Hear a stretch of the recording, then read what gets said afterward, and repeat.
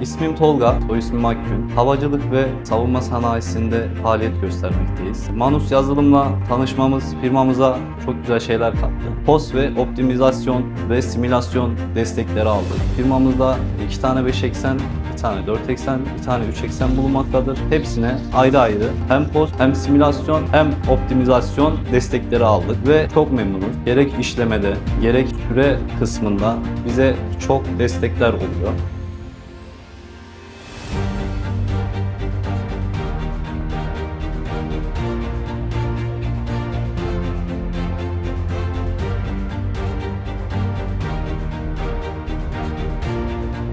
Manus Sim'le tanıştığımızda tezgahtaki çarpmaları ve takım sürtmelerini, tezgah bilmelerini engelledik. Bizlere bu konuda çok kolaylık sağladı. Optimizasyonla tanıştığımızda ise üretim sürecinde bir %15 hızlanma gördük. Optimizasyon sayesinde 4 makineden şu anda 5 makina verimi alabiliyoruz.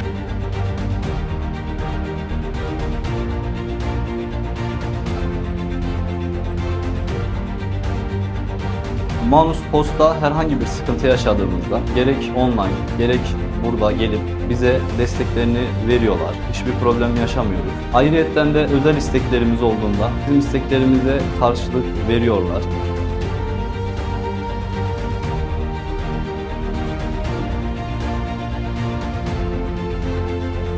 Manus'ta 5 aydır çalışmaktayız. Zaten biz de yeni bir firmayız aslında. Manus yazılımla birlikte büyümeyi hedefliyoruz. Bizlere her zaman desteklerini vereceklerini düşünüyoruz. Firmamıza gerçekten farklı bir değer kattı. Kendilerine bu destekten dolayı çok teşekkür ederiz.